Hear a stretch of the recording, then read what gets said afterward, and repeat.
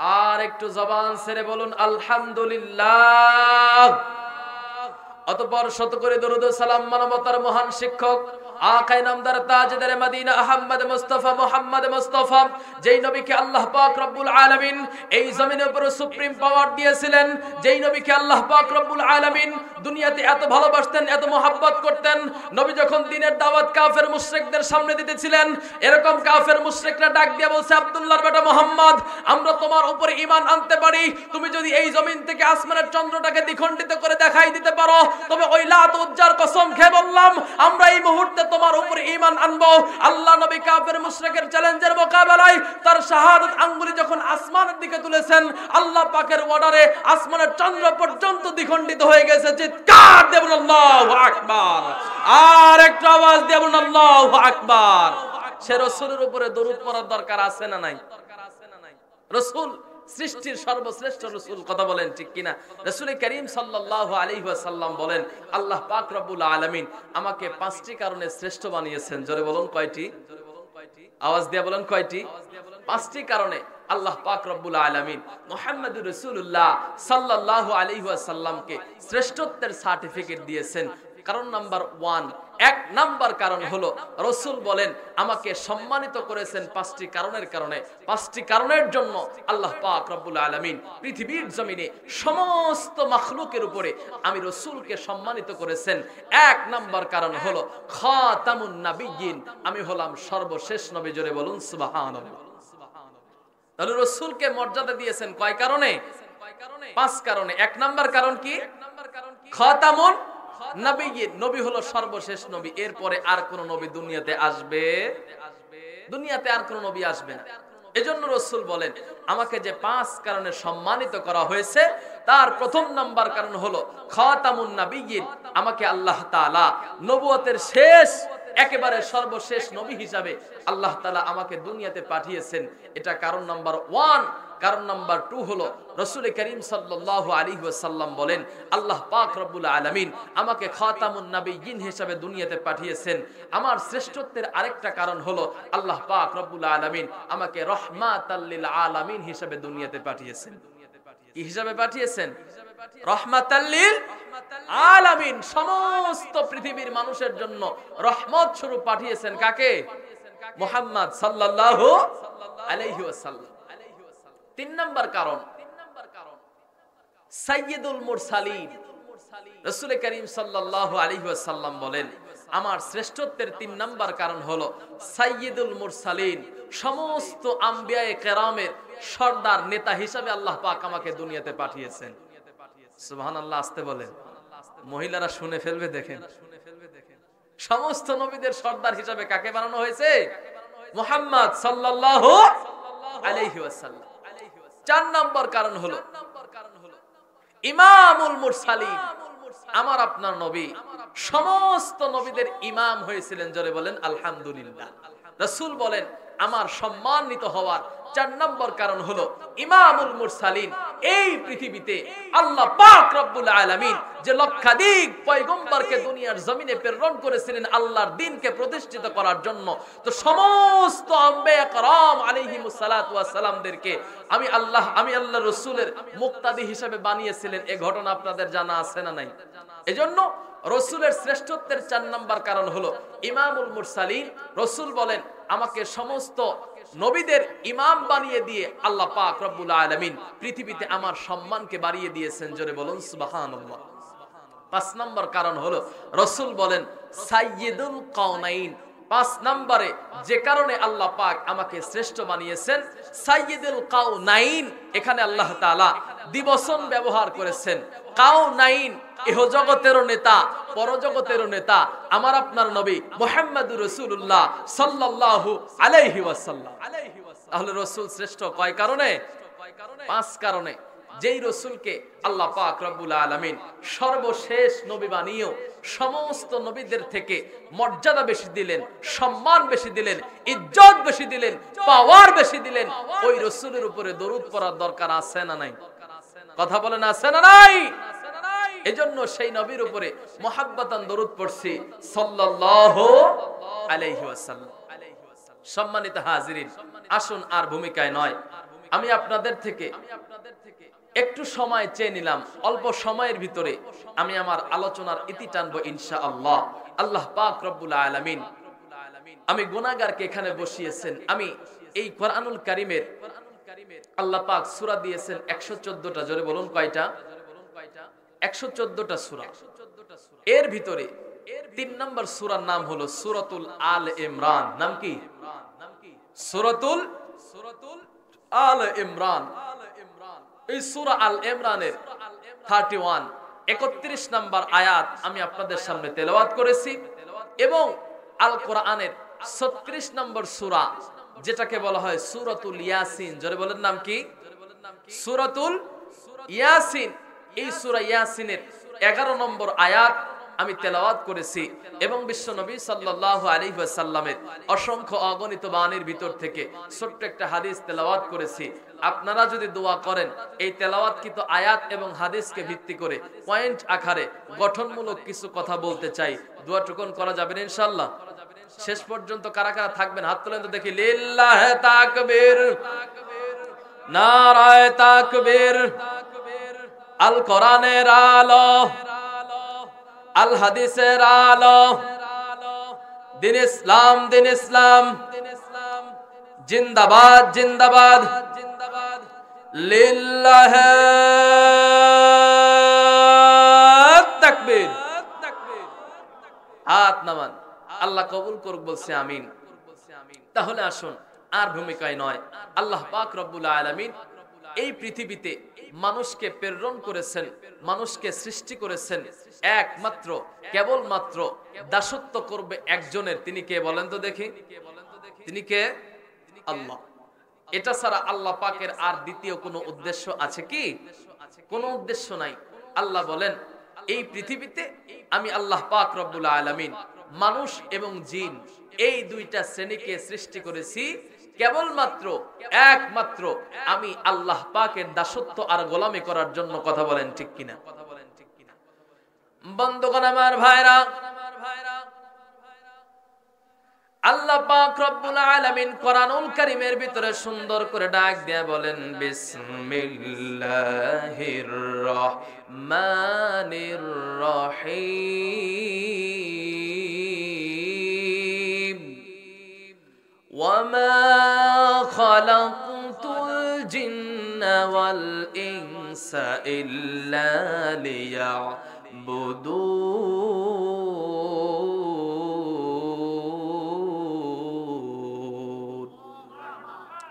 আল্লাহ পাক রব্বুল আলামিন বলছেন तमाम পৃথিবীর মানুষেরা তোমরা শুনে নাও, এই পৃথিবীর জমিনে আমি আল্লাহ পাক রব্বুল আলামিন জিন এবং মানব জাতিকে সৃষ্টি করেছি। এর পিছনে আমার একটাই উদ্দেশ্য, সেটা হলো ইল্লা লিয়াবুদুন। এই পৃথিবীর জমিনে জিন এবং মানুষ এই দুইটা শ্রেণী কেবলমাত্র একমাত্র দাসত্ব করবে কার? আর একটু জবান ছেড়ে দিয়ে বলেন কার? তাহলে আল্লাহ পাক রব্বুল আলামিন কোরআনে হাকিমের এই আয়াতের ভিতরে সুন্দর করে জানিয়ে দিলেন পৃথিবীর মানুষেরা তোমরা শুনে নাও, আমি আল্লাহ পাক রব্বুল আলামিন ওই পৃথিবীর জমিনে তোমাদেরকে এমনি এমনি সৃজন করে পাঠিয়ে দেই নাই। আমি আল্লাহ পাক রব্বুল আলামিন অনর্থক তোমাদেরকে সৃষ্টি করে দুনিয়াতে পাঠিয়ে দেই নাই। ওই দুনিয়ার জমিনে তোমাদেরকে পাঠানোর উদ্দেশ্য হলো আমি আল্লাহ পাক রব্বুল আলামিনের তোমরা সবাই মিলে আমি আল্লাহর গোলামি করবে। আল্লাহ পাক রব্বুল আলামিন অন্যত্রে বলেন আল্লাযী খালাকাল মাউতা ওয়াল হায়াতা লিয়াবলুয়াকুম আইয়ুকুম আহসানু আমালা। আল্লাহ পাক রব্বুল আলামিন বলেন পৃথিবীর মানুষেরা রে, আমি আল্লাহ পাক রব্বুল আলামিন ওই পৃথিবীর জমিনে তোমাদেরকে সৃষ্টি করে দিয়ে ক্ষান্ত হই নাই। তোমরা দুনিয়াতে যাওয়ার পরে আমি রবকে ভুলে যেও না, কারণ হলো আল্লাযী খালাকাল মাউতা ওয়াল হায়াতা লিয়াবলুয়াকুম আইয়ুকুম আহসানু আমালা। আমি আল্লাহ পাক রব্বুল আলামিন ওই দুনিয়ার জমিনে তোমার হায়াতকে সৃষ্টি করার পূর্বেই মৌতকে সৃষ্টি করেছি। কথা বলেন ঠিক কিনা? আল্লাহ পাক বলছেন বান্দা দুনিয়ার জমিনে তোমাকে চিরদিনের জন্য ছেড়ে দেওয়া হয় নাই, ওই দুনিয়ার জিন্দেগিতে সামান্য সময় বিচরণ করার সুযোগ তোমাকে দেওয়া হয়েছে। কেন দিলাম? আল্লাহ পরবর্তী শব্দের ভিতরে সুন্দর করে জানিয়ে দিলেন, লিয়াবলুয়াকুম আইয়ুকুম আহসানু আমালা। ওই পৃথিবীর জমিনে তোমাদেরকে পাঠাবার কারণ হলো, আল্লাহ বলছেন লিয়াবলুয়াকুম, আমি দেখতে চাই আইয়ুকুম আহসানু আমালা, ওই পৃথিবীর জমিনে তোমাদের ভিতরে কে বেশি নেক কাজ করে, এইটা দেখার জন্যই আমি আল্লাহ তোমাদেরকে দুনিয়াতে পাঠিয়েছি। তাহলে আল্লাহ পাকের ভাষা অনুযায়ী আল্লাহ তাআলা এই পৃথিবীতে আমাকে আপনাকে পাঠিয়েছেন যে বান্দা কে কত বেশি নেক কাজ করে, কে কত বেশি ভালো কাজ করে, এটা দেখার জন্য। কথা বলেন ঠিক কিনা? আওয়াজ দিয়ে বলেন ঠিক কিনা? এবার একটু বাস্তবতার সাথে মিলায় দেখেন তো, আপনার জীবনের সাথে মিলায় দেখেন। আল্লাহ পাক রব্বুল আলামিন আপনাকে দুনিয়াতে পাঠিয়েছেন লিয়াবলুয়াকুম আইয়ুকুম আহসানু আমালা, কে বেশি নেক কাজ করে। আহসান শব্দের শাব্দিক অর্থ মুফাসসিরিন ইকরাম এই শব্দের ব্যাখ্যা করতে গিয়ে লিখছেন, কেউ বলেছেন সুন্দর, কেউ বলেছেন উত্তম, কেউ বলেছেন ভালো। এক কথায় সমস্ত আমলে সলেহকে, সমস্ত নেক কাজকে আহসান বলা হয়। কথা বলেন ঠিক কিনা? আল্লাহ পাকের এই ভাষা অনুযায়ী আল্লাহ বোঝাতে চাইছেন যে বান্দা আমি তোমাকে দুনিয়াতে পাঠিয়েছি, এটা দেখতে চাই, এটা অবলোকন করতে চাই, এটা অনুধাবন করতে চাই, আমার জমিনের ভিতরে গিয়ে কে বেশি উত্তম কাজ করে, এটা আমি আল্লাহ পাক দেখতে চাই। আর যে বাংলার জমিনে 96% যেই দেশে মুসলমান, সেই দেশে তুমি বক্স বাজাইয়া 31 নাইট পালন করো। কথা বলেন ঠিক কিনা? তোমার চাইতে কপাল পোড়া আল্লাহর জমিনে আর একটাও খুঁজে পাওয়া যাবে না। কথা বলেন ঠিক কিনা? এই শয়তান ছেলেপেলেগুলা, এই যে যুবক ছেলেপেলেগুলা, এই শয়তানগুলা, এরা কোনোদিন, এই যে আজকে জালসা হচ্ছে এই নেংরি স্কুল মাঠে, কালকের পরশুদিন হয়তো গান হয়েছে, হয়েছে কি হয় নাই? এক কথা কয় না, হয়েছে কি হয় নাই? নেংরি স্কুল মাঠে সাংস্কৃতিক অনুষ্ঠান হয়েছে। তোমরা যে রাত 10টার পরে কি সাংস্কৃতিক অনুষ্ঠান করো, ও আমাদের খুব ভালো করে জানা আছে। কথা বলেন ঠিক কিনা? এই শয়তানগুলা সাংস্কৃতিক অনুষ্ঠান পালন করে। আজকে দেখেন একটা মুসলমানের বাচ্চাকে খুঁজে পাওয়া যাচ্ছে না। এরা কি শুধু নামে মুসলমান না কামেও মুসলমান? নামে মুসলমান। আচ্ছা বলেন তো দেখি, এই নামে মুসলমানিত্ব দিয়ে আল্লাহর কাছে কি মাফ পাওয়া যাবে? এক কথা কয় না, মাফ পাওয়া যাবে? এ ভয় করতেছেন আপনারা? কোনো ভয় নাই। আমাদের সাথে আছেন কে? আওয়াজ দিয়ে বলেন কে আছেন? আল্লাহ। আমি যে আজকের আয়াত তেলাওয়াত করেছি সূরা আল ইমরানের 31 নম্বর আয়াত, এই আয়াতকে বোঝাবার জন্য ভূমিকা নিয়েছি ইনশাআল্লাহ। এর উপরেই কিছু গুরুত্বপূর্ণ কথা আমি আপনাদেরকে শোনাবো ইনশাআল্লাহ। কষ্ট হচ্ছে আপনাদের? খারাপ লাগতেছে? বন্ধুগণ আমার, ভাইরা আমার, আসুন শুনি আল্লাহ পাক রব্বুল আলামিন সূরাতু আল ইমরানের 31 নম্বর আয়াতের ভিতরে কি বলতে চাইলেন। আমার আল্লাহ বলেন, বিসমিল্লাহির রহমানির রহিম, কুল ইন কুনতুম তুহিব্বুনাল্লাহা ফাত্তাবিউনি ইউহিব্বুকুমুল্লাহ।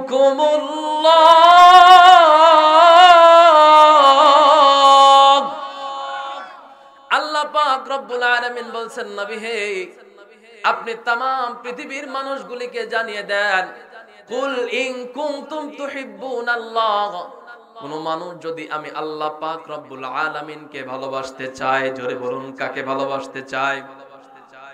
কোন মানুষ যদি আল্লাহ তাআলাকে ভালোবাসতে চায়, কুল হে নবী আপনি বলেন, তুহিব্বুনাল্লাহ, কোন মানুষ যদি আল্লাহ পাক রব্বুল আলামিনকে ভালোবাসতে চায়, ফাত্তাবিউনি, আমি আল্লাহ পাক রব্বুল আলামিন আমার ভালোবাসার মাপকাঠি দিয়া দিলাম। ফাত্তাবিউনি, সে যেন আপনি রাসূলের অনুসরণ করে। জোরে বলুন সুবহানাল্লাহ। আল্লাহ পাক রব্বুল আলামিন বলছেন, বান্দা তোমরা যদি আমি আল্লাহ পাক রব্বুল আলামিনকে ভালোবাসতে চাও, তোমরা যদি আমি আল্লাহ তাআলাকে মুহাব্বত করতে চাও আর আমাকে পাইতে চাও, তাহলে দুনিয়ার জমিনে আর কারো নয়, আর কারো অনুসরণ নয়। ফাত্তাবিউনি ইউহিব্বুকুমুল্লাহ, তোমরা আমি রাসূলের অনুসরণ করো। কার অনুসরণ করতে হবে? রাসূলের অনুসরণ। কার অনুসরণ? রাসূলের অনুসরণ করলে কাকে ভালোবাসা যাবে? এক কথা বলেন, কাকে ভালোবাসা যাবে? আল্লাহকে ভালোবাসার দরকার আছে না নাই? এক কথা বলেন, আছে না নাই? কারণ আল্লাহ পাক রব্বুল আলামিন ছাড়া আমাদেরকে বাঁচানোর আর কোনো মালিক নাই। কথা বলেন ঠিক কিনা? তো এই আয়াতটা আল্লাহ পাক রব্বুল আলামিন কেন নাজিল করলেন? তাফসীরে কিতাবের ভিতরে এর ব্যাখ্যা আসছে, বিশ্লেষণ আসছে, এর একটা শানে নজুল আসছে। ইহুদি খ্রিস্টান যারা ছিল, এই ইহুদি এবং খ্রিস্টান এরা আল্লাহ পাক রব্বুল আলামিনকে ভালোবাসতো, এটা তাদের মুখে দাবি ছিল। কিসের দাবি ছিল? মুখের দাবি ছিল। কিসের দাবি? মুখের দাবি ছিল।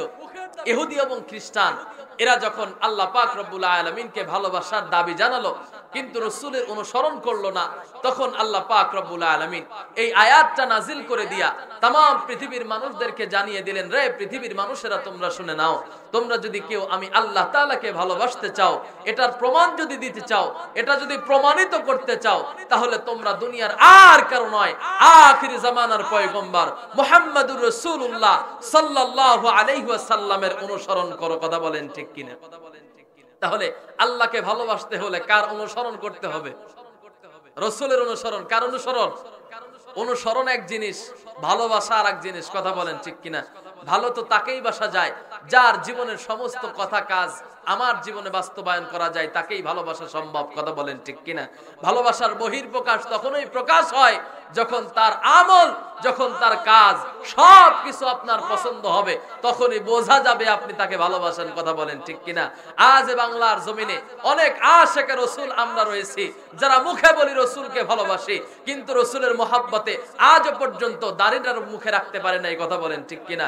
এমন আশিকে রাসূল হাজার হাজার রয়েছে যারা মুখে বলে রাসূলকে ভালোবাসে, কিন্তু রাসূলের সুন্নতের অনুসরণ করে আজ পর্যন্ত লম্বা জামা গায়ে উঠাতে পারে নাই। এমন হাজার আশিক রাসূল আছে যারা মুখে বলে রাসূলকে ভালোবাসে, কিন্তু রাসূলকে ভালোবেসে রাসূলকে অনুসরণ করে রাসূলকে যে ওয়াক করা সুন্নাত, এই সুন্নাত আজ পর্যন্ত জীবনে বাস্তবায়ন করতে পারে নাই।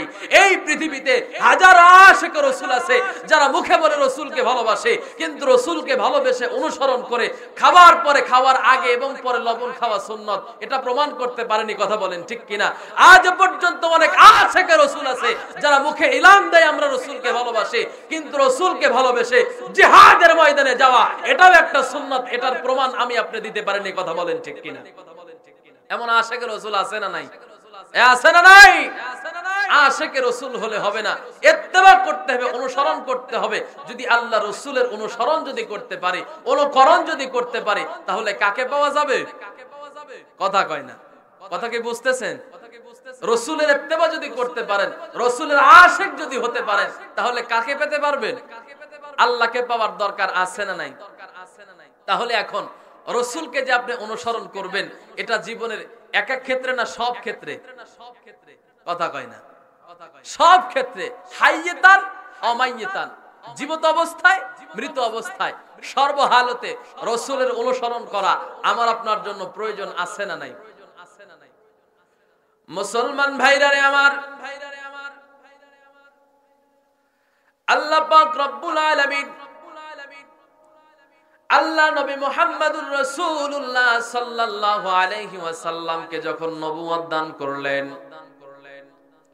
আল্লাহ নবী আখির জামানার পয়গম্বর মুহাম্মদুর রাসূলুল্লাহ সাল্লাল্লাহু আলাইহি ওয়াসাল্লাম নবুয়ত পাওয়ার পরে যখন মক্কার জমিনে দ্বীনের প্রচার শুরু করে দিলেন, দ্বীনের দাওয়াত দিতে আরম্ভ করে দিলেন, যেই জামানার মানুষগুলিকে ঐতিহাসিকগণ সবচেয়ে বড় বড় তার মানুষ বলে আখ্যা দিয়েছেন, কিন্তু আল্লাহর নবী যখন আল্লাহ পাকের পক্ষ থেকে এই নাজিলকৃত কোরআন দিয়া মানুষদেরকে ডাকতে থাকলেন, মানুষদেরকে আহ্বান করতে থাকলেন, ওই বর্বরতার মানুষগুলি সোনার মানুষে পরিণত হয়ে গেল। কথা বলেন ঠিক কিনা?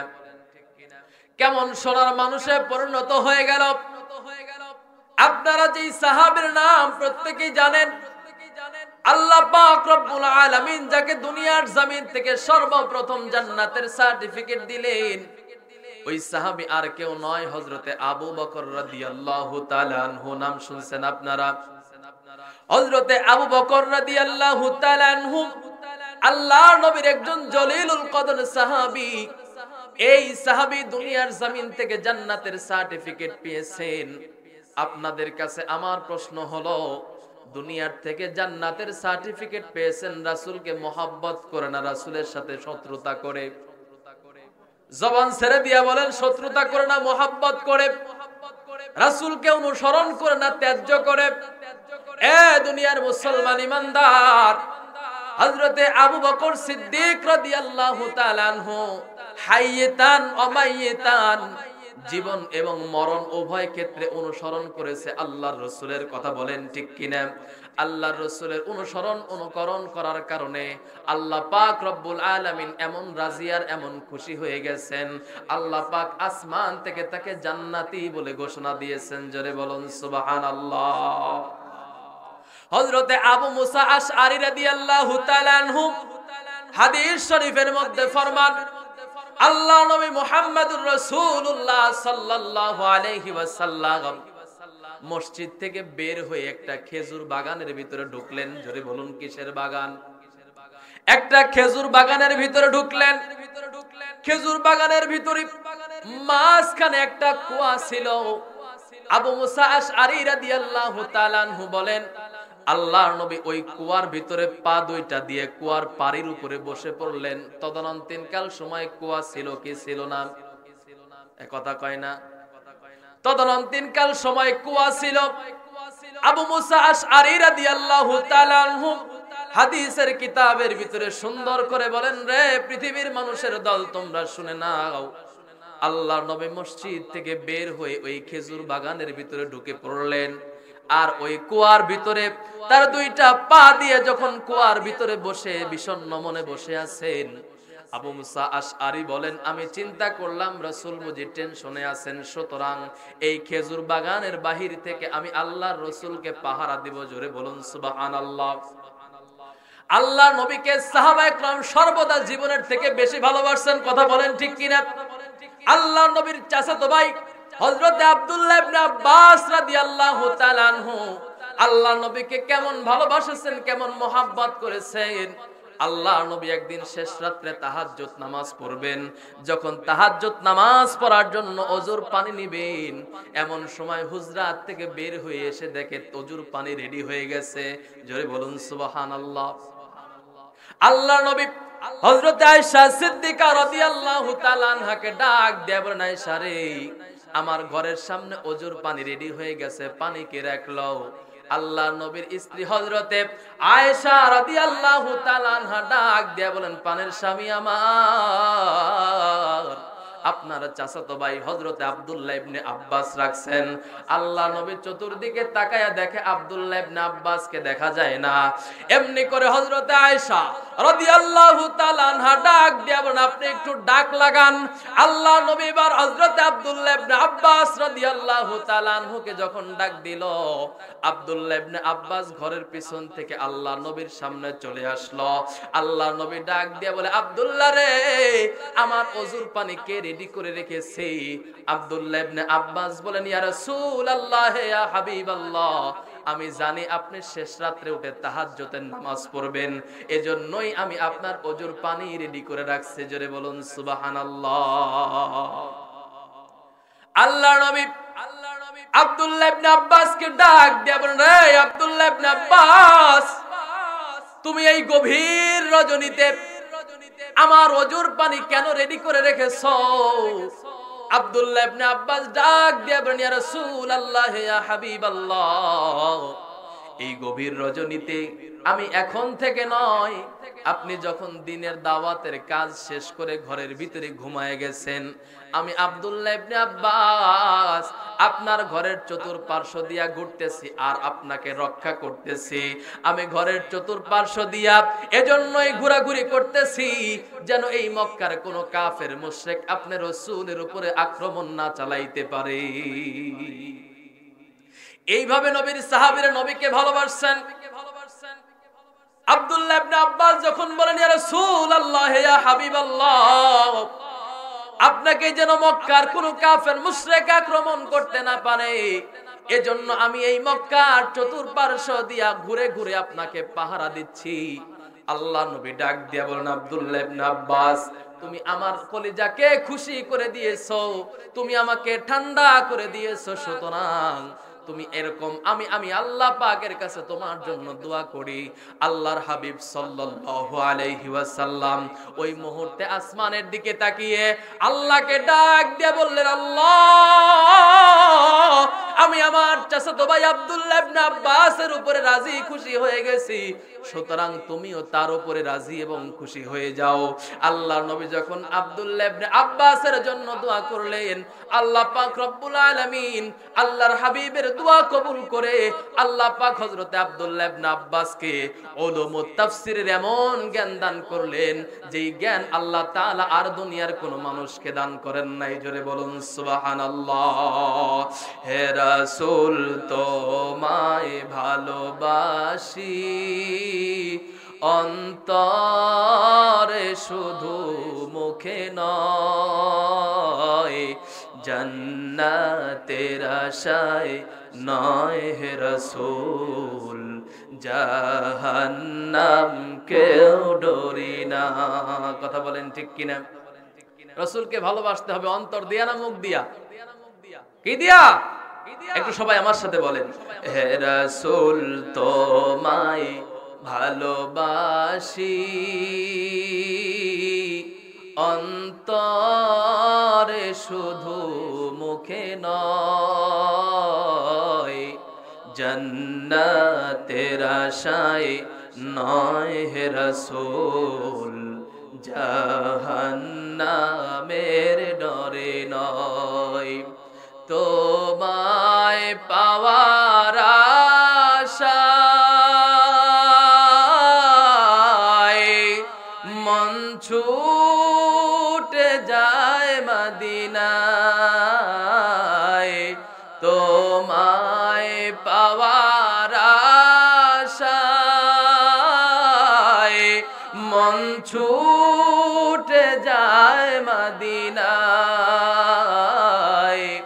এ আশিকে দিদার দাও না, আর দূরে থাকিও না। হে রাসূল, তোমায় ভালোবাসি, অন্তরে শুধু মুখে নয়, জান্নাতের আশায় নয় হে রাসূল, জাহান্নামের ডরে নয়। রাসূলকে কলিজা দিয়ে ভালোবাসার তৌফিক আল্লাহ সকলকে দান করে, বলছে আমিন। বন্ধুগণ আমার, ভাইরা আমার, তাহলে আমি আপনাদের সামনে আলোচনা করতেছিলাম, হযরতে আবু মুসা আশআরী রাদিয়াল্লাহু তাআলা আনহু বলতেছেন, আল্লাহ নবী যখন খেজুর বাগানের ভিতরে ঢুকে পড়লেন, মনে আছে আপনাদের? খেজুর বাগানের ভিতরে যখন ঢুকে পড়লেন, আবু মুসা আশআরী রাদিয়াল্লাহু তাআলা আনহু বলেন, আল্লাহর নবী ওই খেজুর বাগানের ভিতরে বড় চিন্তাগ্রস্ত রয়েছে, এজন্য আমি আজকে এই খেজুর বাগানের বাহির থেকে আল্লাহর রাসূলকে পাহারা দেব। জোরে বলুন সুবহানাল্লাহ। আমি এই খেজুর বাগানের বাহির থেকে আল্লাহর রাসূলকে পাহারা দিব, যেন কোন কাফের মুশরিক এমনকি কোন মুসলমান আল্লাহর নবীকে ডিস্টার্ব করতে না পারে। লিল্লাহি তাকবীর, নারায়ে তাকবীর। আজকের জলসার প্রধান বক্তার আগমন, আজকের জলসার প্রধান বক্তার আগমন হযরতুল আল্লাহ হযরত মাওলানা মুহাম্মদ জহুরুল ইসলাম জিহাদি সাহেব। জোরে বলুন জিন্দাবাদ। মাহফিলের পক্ষ থেকে লিল্লাহি তাকবীর। বন্ধুগণ আমার, ভাইরা আমার, আবু মুসা আশআরী রাদিয়াল্লাহু তাআলা আনহু বলেন, আমি আজকে খেজুর বাগানের বাহির থেকে আল্লাহর নবীকে পাহারা দিব, যেন কেউ ডিস্টার্ব করতে না পারে। ইন দি মিন টাইমে আল্লাহর নবীর সাহাবী হযরতে আবু বকর রাদিয়াল্লাহু তাআলা আনহু যখন ওই খেজুর বাগানের ভিতরে প্রবেশ করতে চায়, আবু মুসা আশআরী বলেন, ভাই আবু বকর, এই খেজুর বাগানের ভিতরে আল্লাহর নবী বসে বসে বিশ্রাম করে, আর আমি আবু মুসা এই খেজুর বাগানের বাহির থেকে পাহারা দেই, সুতরাং এই খেজুর বাগানের ভিতরে আপনার প্রবেশ করা যাবে না। যদি প্রবেশ করতেই হয় একটু সময় দেন, আমি রাসূলের থেকে আগে পারমিশন নিয়ে আসি। কি নিয়ে আসি? একটু সময় দেন, আমি রাসূলের কাছ থেকে পারমিশন নিয়ে আসি। আবু মুসা আশআরী রাদিয়াল্লাহু তাআলা আনহু বলেন, আমি যখন আল্লাহ নবীর কাছে চলে গেলাম, যাওয়ার পর ডাক দিয়ে বললাম, ইয়া রাসূলুল্লাহ, ইয়া হাবিবাল্লাহ, আপনার প্রিয় সাহাবী আবু বকর রাদিয়াল্লাহু তাআলা আনহু এই বাগানের ভিতরে প্রবেশ করতে চান, কিন্তু আমি তাকে গেটের ভিতরে আটকিয়ে দিয়েছি, আপনি কি অনুমতি দিবেন? আল্লাহ নবী আবু মুসা আশআরীকে ডাক দিয়ে বলেন, আবু মুসা, তুমি আমার আবু বকরকে ভিতরে পাঠিয়ে দিবে, তবে পাঠাবার পূর্বে একটা সুসংবাদ তাকে দান করবে। এই সুসংবাদটা হলো, তুমি আমার আবু বকরকে জানিয়ে দিবে, আল্লাহ পাক রব্বুল আলামিন এই মুহূর্তে আমাকে জানিয়ে দিয়েছেন, আল্লাহ তাআলা হযরতে আবু বকর রাদিয়াল্লাহু তাআলা আনহুকে দুনিয়ার জমিন থেকে জান্নাতের সার্টিফিকেট দিয়ে দিয়েছেন। জোরে বলুন সুবহানাল্লাহ। এবার আবু মুসা আশআরী হযরতে আবু বকর রাদিয়াল্লাহু তাআলা আনহুর কাছে চলে গেলেন। যাওয়ার পরে ডাক দিয়ে বললেন, ভাই আবু বকর, আপনার কপালটা বড় ভালো। এর কারণ হলো আল্লাহর নবী এই মুহূর্তে আমাকে বলেছেন, আপনাকে আল্লাহ পাক রব্বুল আলামিন আসমান থেকে জান্নাতি বলে ঘোষণা দিয়েছেন। জোরে বলেন সুবহানাল্লাহ। আপনাকে আল্লাহ আসমান থেকে জান্নাতের সার্টিফিকেট দিয়েছেন। আমি আপনাদেরকে যেই কথাটা বুঝাতে চাচ্ছিলাম, হযরতে আবু বকর রাদিয়াল্লাহু তাআলা আনহু যে দুনিয়ার জমিন থেকে জান্নাতের সার্টিফিকেট পেয়েছেন, এটা কি রাসূলকে অনুসরণ করে নাকি রাসূলকে বাদ দিয়ে? রাসূলকে অনুসরণ করে আল্লাহ নবীর সাহাবী হযরত আবু বকর রাদিয়াল্লাহু তাআলা আনহু কেমন ভাবে আল্লাহ রাসূলকে অনুসরণ করতেন। আল্লাহ নবীর সর্বশ্রেষ্ঠ সর্বছোট্ট স্ত্রী হযরতে আয়েশা রাদিয়াল্লাহু তাআলা আনহাকে একদিন ডাক দিয়ে বললেন, ইয়া রাসূলুল্লাহ, ইয়া হাবিবাল্লাহ, গভীর রজনীতে স্বামী আর স্ত্রী যখন দুইজন কথা বলতেছেন, এমন সময় হযরত আয়েশা ডাক দিয়ে বলেন, স্বামী আমার, আল্লাহর আকাশের ভিতরে যেই তারকা দেখা যায়, ওই আকাশের ভিতরে যতগুলা তারকা দেখা যায়, আল্লাহর জমিনে এমন কোন মানুষ আছে কিনা যার নেকি আকাশের তারকার সমান? আয়েশা ডাক দিয়ে বলে, স্বামী আমার, আল্লাহর জমিনে কি এমন কোন মানুষ আছে যার নেকি ওই আকাশের তারার চাইতেও বেশি হবে? আয়েশা রাদিয়াল্লাহু তাআলা আনহা চিন্তা করতেছেন, আল্লাহর রাসূলের সবচাইতে কাছের সাহাবী হলো তার বাবা আবু বকর, মনে হয় তার বাবার নামটাই বলবেন। কথা বলেন ঠিক কিনা? মেয়েরা বাবার প্রশংসা শুনতে ভালোবাসে, বাসে কি বাসে না? আল্লাহ নবী এবার ডাক দিয়ে বললেন, আয়েশা, আসমানের ভিতরে যতগুলি তারকারাজি তুমি দেখতে পাও, এই তারকার চাইতেও একজন মানুষের আমল দুনিয়ার জমিনে বেশি রয়ে গেছে, আর ওই মানুষটা আর কেউ নয়, ওই মানুষটার নাম হলো হযরত ওমর ফারুক রাদিয়াল্লাহু তাআলা আনহু। জোরে বলুন আল্লাহু আকবার। নবী যখন হযরত ওমরের নাম ঘোষণা দিয়েছেন, আম্মা জান আয়েশা রাদিয়াল্লাহু তাআলা আনহার মনটা খারাপ হয়ে গেল, কারণ উনি চিন্তা করছিলেন বাবার নামটাই হয়তো বলবেন, কিন্তু যখন বাবার নাম না বলে হযরত ওমরের নাম বলা হলো, আম্মা জান আয়েশা রাদিয়াল্লাহু তাআলা আনহা সুন্দর সুশ্রী চেহারা ছিল, তার মুখটা লাল হয়ে গেল, মুখটা মলিন হয়ে গেল।